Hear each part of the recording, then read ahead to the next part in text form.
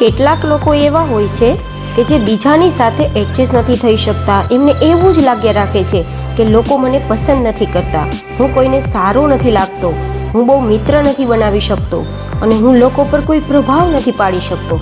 આવું એટલા માટે થતું હોય છે મિત્રો કે તમે ક્યારેક ને ક્યાંક નાની નાની ભૂલો કરી જતા હોવ છો, કંઈક વસ્તુ મિસ કરી જતા હોવ છો, જેના કારણે નથી તો તમે કોન્ફિડન્સ રહી શકતા કે નથી તમારી પર્સનાલિટી પર કોઈનો પ્રભાવ પડતો. કેટલીક નાની નાની બાબતો કે આપણે એને આપણી લાઈફમાં જો વણી લેશું તો તમે જ્યાં પણ જશો લોકો આપણાથી પ્રભાવિત થશે.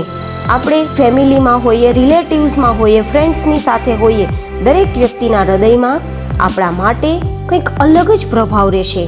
એક વાત હંમેશા યાદ રાખજો મિત્રો, કિંમત માણસની નથી હોતી પરંતુ તેના ગુણોની હોય છે, તેની સમજદારીમાં હોય છે, એના વ્યક્તિત્વના હોય છે. તો આ 5 પોઈન્ટ્સ, આ 5 ટિપ્સ તમારી પર્સનાલિટીને પૂરેપૂરી ચેન્જ કરી શકે છે, તમને એક પ્રભાવશાળી વ્યક્તિ બનાવી શકે છે, જેનાથી તમે કદાચ ગમે ત્યાં રહો તમારી છબી બધાને પ્રભાવિત કરી દેશે. જેમાં પહેલી બાબત છે, પહેલી ટિપ્સ છે, તમે લોકોની વાતોને સાંભળો અને સમજો. સામાન્ય રીતે લોકો આ જ ભૂલ કરે છે, માત્ર પોતાના જ વિશે બતાવ્યા કરતા હોય છે, માત્ર પોતાની જ વાતોને શેર કરતા રહેતા હોય છે. તમે ક્યાંક જઈને જોજો અને સાંભળજો તો તમને એ સાંભળવા મળશે, જોવા મળશે કે બસ લોકો પોતાની જ બાબતોમાં કહેવામાં રચ્યા પચ્યા રહે છે. કોઈને પણ બીજામાં કે બીજાની વાતો સાંભળવા કે સમજવામાં ઇન્ટરેસ્ટ નથી, એનામાં ધ્યાન પણ નથી. જ્યાં સુધી તમે બીજાની વાત સાંભળશો નહીં, સમજશો નહીં, તો તમારી બીજા સાથેની બોન્ડિંગ સ્ટ્રોંગ થશે જ નહીં, તમારી અન્ડરસ્ટેન્ડિંગ મજબૂત થશે જ નહીં. કેમ કે તમે અન્ડરસ્ટેન્ડિંગ મજબૂત કરવા માટે બીજાને સાંભળવા અને સમજવાની કોશિશ નથી કરતા. તમે માત્ર તમારી જ વાતો શેર કરતા રહેતા હોય છે. તમે શું વિચારો છો, તમે શું મહેસૂસ કરો છો, તમારા શું સ્વપ્ન છે, તમારી શું લાઈક છે, તમારી શું ડિસલાઇક્સ છે, બસ તમારું ફોકસ માત્ર તમારા ઉપર જ રહે છે. હવે તમે જ વિચારો મિત્રો કે જે માણસનું ફોકસ માત્ર પોતાના પર જ છે એ વ્યક્તિ ક્યારેય પ્રભાવશાળી વ્યક્તિ બની શકે ખરા? કેમ કે માત્ર પોતાના જ વિશે સતત કહેતા રહેવું, બોલતા રહેવું, લોકો તો આનાથી કંટાળી જશે, પરેશાન થઈ જશે.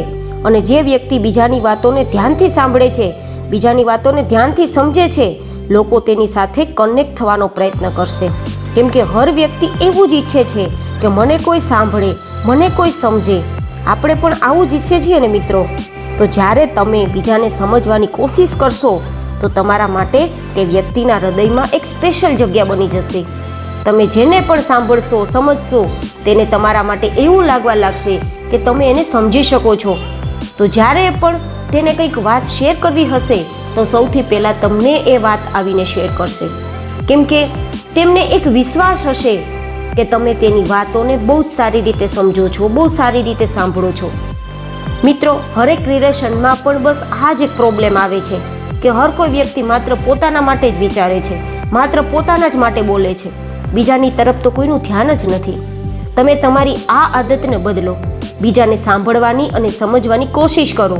અને જો તમારે કંઈક કહેવું જ હોય, કંઈ બતાવવું જ હોય તો બિલકુલ શોર્ટ એન્ડ સ્વીટ ભાષામાં કહો, બહુ લાંબુ લાંબુ ના કરો, જેથી સામેવાળો તમને પણ સમજવાની કોશિશ કરે અને તમારી બોન્ડિંગ સ્ટ્રોંગ થાય.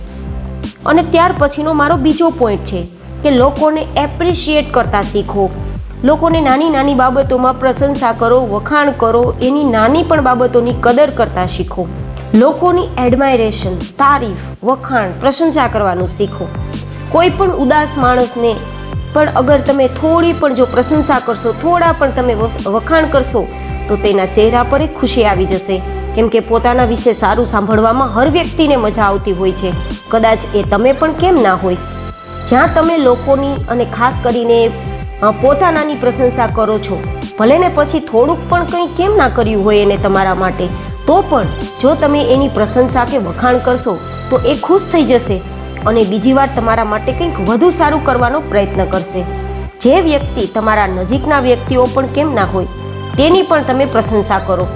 ભલે ને પછી તમારા માતા પિતા હોય, ભાઈ બહેન હોય, પતિ પત્ની હોય, કોઈ પણ ફ્રેન્ડ કે ફેમિલી હોય, કોઈ પણ સભ્યની સાથે તમે નાનું એવી બાબતો એને તમારા માટે કરેલી હોય તો એના વખાણ કરો, એની કદર કરો, એની પ્રશંસા કરો. પણ ઘણીવાર આપણે એ જ ચૂકી જતા હોઈએ છીએ. આપણે એવું લાગે છે કે ઘરના જ લોકો છે ને એની શું પ્રશંસા કરવાની, પણ નહીં, ઘરના હોય તો પણ એની કદર કરો, એના વખાણ કરો, કેમ કે એને તમારા માટે કંઈક તો કર્યું છે. બસ આ જ કરવાથી તમારા સંબંધોમાં મધુરતા આવી જશે, અને તમારા સંબંધો મધુર થઈ જશે તો તમારું જીવન પણ મધુર થઈ જશે.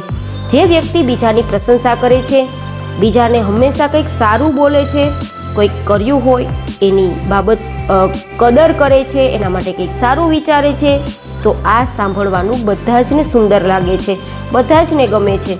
કેમ કે એવી વ્યક્તિ હંમેશા બીજાનું સારું બોલે છે, નબળું નહીં. અને એક એવી વ્યક્તિ કે જે બીજાની બુરાઈ જ કરે છે, ચાડી ચૂગલી કરે છે, લોકોમાં ખામી ગોતે છે, બસ આવા લોકોથી તો બધા જ લોકો દૂર ભાગે છે. આવા વ્યક્તિ માથાના દુખાવા હોય છે, કંટાળાજનક હોય છે.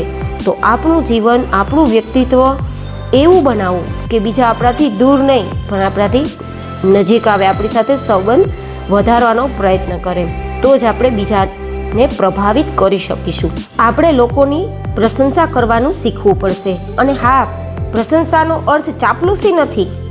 ખોટા વખાણ કરવો એમાં તો માત્ર આપણે જ ખોટા પડીશું, કેમ કે સામેવાળા વ્યક્તિને બહુ જ સારી રીતે ખબર છે કે તમે એના ખોટા વખાણ કરો છો કે ખરી પ્રશંસા કરો છો. એટલા જ માટે ચાપલુસી નથી કરવાની. પણ જે કંઈ પણ કર્યું છે, કદાચ થોડુંક પણ કેમ નહીં, તો જે છે બસ એટલી જ પ્રશંસા કરો, એટલું જ કહો, ખોટું વધારે ન કરો. પરંતુ હા, જરૂર છે તો કોઈએ થોડુંક પણ કરેલું હોય તો એના માટે પ્રશંસા કરવાની જરૂર છે. તો બસ આ મારો બીજો પોઈન્ટ જરૂરથી ફોલો કરજો. ત્રીજો મારો પોઈન્ટ છે, ચહેરા પર હાસ્ય રાખો, એક ક્યુટ સ્માઇલ રાખો. તમે જ્યારે પણ લોકોને મળો ત્યારે ચહેરો તમારો હસમુખો રાખો, કેમ કે દુઃખી લોકોથી તો લોકો દૂર ભાગે છે. તમે ઉદાસ રહેશો, મોઢું ફૂલાવીને રાખશો, દુઃખી હશો, તો આવી પર્સનાલિટી, આવું વ્યક્તિત્વ ક્યારેય બીજાને પ્રભાવિત નથી કરી શકતું. ઉદાસ અને હેરાન વ્યક્તિ તો પોતાનાથી જ પરેશાન હોય છે, એ બીજાને શું પ્રભાવિત કરશે? જે લોકો હસમુખા હોય છે તે ચાહે કે ન ચાહે, લોકો તેનાથી એટ્રેક્ટ થાય જ છે, લોકો તેનાથી પ્રભાવિત થાય જ છે. હસમુખ વ્યક્તિ કોઈ દુઃખી વ્યક્તિ કે ઉદાસ વ્યક્તિને પણ ખુશ કરી શકે છે. બીજા કે જે તમારી સાથે, તમારી લાઈફ સાથે કનેક્ટ છે, પછી એ ફેમિલી હોય, ફ્રેન્ડ્સ હોય, રિલેટિવ્સ હોય, એ લોકો પણ તમને જોઈને ખુશ રહેશે. અગર તમે દુઃખી અને ઉદાસ રહેશો તો લોકોને લાગશે કે જ્યારે એની પાસે જઈએ એ તો બસ રોતો જ રહેતો હોય છે, ઉદાસ જ હોય છે. તો હંમેશા ખુશ રહો, હસતા રહો, જેથી તમારી સાથે જોડાયેલા વ્યક્તિ પણ આપોઆપ ખુશ થઈ જશે અને તમે એક પ્રભાવશાળી વ્યક્તિ બની જશો. ત્યાર પછીનો મારો ચોથો પોઈન્ટ છે, હંમેશા આત્મવિશ્વાસ સાથે જીવો. તમે જ્યારે પણ લોકોને મળો અથવા વાત કરો ત્યારે અંદર કોઈ ડર ના રાખો, ગભરાયા વગર વાત કરો, આત્મવિશ્વાસથી વાત કરો. ક્યારેય પણ પોતાની જાતને લોકોની સાથે સરખાવીને પોતાની જાતને નીચી કે કમ ના સમજીએ.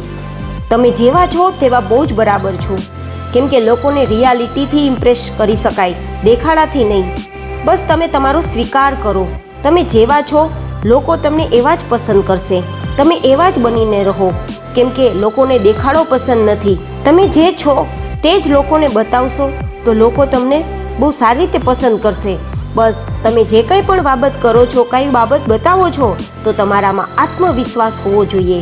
અગર તમારામાં આત્મવિશ્વાસ જ નહીં હોય તો લોકો કેવી રીતે તમારાથી ઇમ્પ્રેસ થશે, કેવી રીતે પ્રભાવિત થશે? તો આત્મવિશ્વાસી વ્યક્તિ બનો, અને જ્યાં પણ તમે આત્મવિશ્વાસ સાથે જશો લોકો તમારાથી પ્રભાવિત થશે જ. મારો પાંચમો પોઈન્ટ છે, તમે લોકોને આપવાનું શીખો, માગવાનું નહીં. સૌથી વધુ અગત્યની વાત તો એ છે કે તમે લોકોને દેવાનું શીખો, આપવાનું શીખો, લેવાનું નહીં. જ્યારે પણ તમે માગો છો તો તમે નાના બની જાઓ છો, એક કમજોર વ્યક્તિ દેખાવા લાગો છો. પછી તે પૈસા હોય, વસ્તુ હોય, હક હોય, અધિકાર હોય, પ્રેમ હોય, ટાઈમ હોય કે મદદ હોય, લોકોને દેતા શીખો, લેતા નહીં. ઘણા લોકો કહેતા હોય છે કે અમે એટલા બધા ધનવાન નથી કે અમે લોકોને કંઈક દઈ શકીએ, પણ વાત માત્ર પૈસાની નથી. કદાચ જો તમે લોકોને સહાનુભૂતિ આપશો તો પણ બહુ મોટી બાબત છે. અગર તમે કોઈને રિસ્પેક્ટ આપી શકો છો તો એ પણ બહુ મોટી બાબત છે.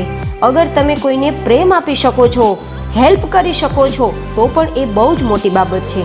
તો અગર તમે ચાહો છો કે દુનિયા તમારા તરફ આકર્ષિત થાય, પ્રભાવિત થાય, અને તમે એક પ્રભાવશાળી વ્યક્તિ બની શકો તો તમારા સ્વભાવમાં માગવાની આદતને છોડો અને દેવાની આપવાની આદતને પાડો. જે કોઈ પણ વ્યક્તિ પોતાના જીવનમાં લાઈફ ટાઈમ માટે આ 5 પોઈન્ટ કે ટિપ્સને ફોલો કરશે, આખી દુનિયા એ વ્યક્તિની દીવાની થઈ જશે.